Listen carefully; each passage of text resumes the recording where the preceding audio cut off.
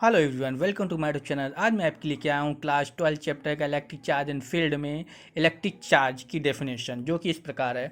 The property of a substance due to which an electrical effect is produce in it is called electric charge. यानी कि किसी पदार्थ का वह गुण जिसके कारण विद्युत प्रभाव उत्पन्न किया जा सके उसको इलेक्ट्रिक चार्ज कहते हैं। ओके, इलेक्ट्रिक चार्ज कैसे देखिएगा कि कहना है कि the property of a substance, property of substance में होता है कि किसी पदार्थ का वह गुण ड्यू टू जिसके कारण विच एन इलेक्ट्रिकल इफेक्ट, जिसके कारण इलेक्ट्रिकल इफेक्ट मतलब विद्युत प्रभाव इज प्रोड्यूस मीन्स उत्पन्न किया जा सके उसको हम इलेक्ट्रिक चार्ज कहते हैं। समझ में आ गया होगा कि इलेक्ट्रिक चार्ज क्या होता है। इलेक्ट्रिक चार्ज होता है कि किसी पदार्थ का वह गुण जिसके कारण उसमें विद्युत प्रभाव उत्पन्न किया जा सके, ओके उसको हम इलेक्ट्रिक चार्ज कहते हैं। अब आपको ये कंफर्म हो गया होगा, अच्छी तरह समझ में आ गया होगा। तो इलेक्ट्रिक चार्ज को हम लोग किससे रिप्रेजेंट करते हैं? Electric charge is represented by symbol Q, capital Q या स्मॉल क्यू से इसको रिप्रेजेंट करते हैं, डिनोटेड करते हैं। ओके, इसकी एसआई यूनिट क्या है? SI unit of charge coulomb. Okay, इसकी एसआई यूनिट चार्ज कूलम्ब है, जिसे सी से डिनोटेड करते हैं। Electric charge is a scalar quantity. इसके जो इलेक्ट्रिक चार्ज है वो किस टाइप की क्वांटिटी है भाई? तो इसकी स्केलर क्वांटिटी। ओके, अब इसको हम लोग डायमेंशन फार्मूला क्या होता है? तो इलेक्ट्रिक चार्ज का डायमेंशन फार्मूला होता है मैन, तो ये M0 L0, इस मतलब ये नोन नहीं होते हैं, इसको मैं आगे आपको समझाऊंगा।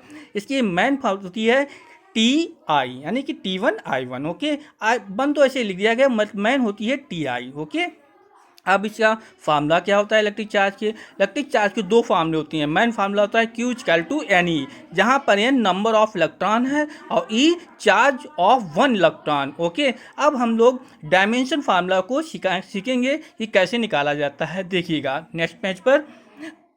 तो डायमेंशन फार्मूला हम लोग के सेकेंड फार्मूले Q equal to I into T, जो कि हमें I equal to Q upon T, यानी कि current equal to charge upon time से फाइंड हुआ है। ओके, तो हमने इसका क्रॉस मल्टीपल किया, हमें तो ये फार्मूला फाइंड हो गया। ओके, अब कैसे? तो चार्ज इक्वल टू फार्मूला क्या होता है? इलेक्ट्रिक करंट इनटू टाइम, ये मैंने राइट कर दिया। ओके, अब इसका डायमेंशन फार्मूला निकाल रहे हैं इस फार्मूले से Q equal to I into T.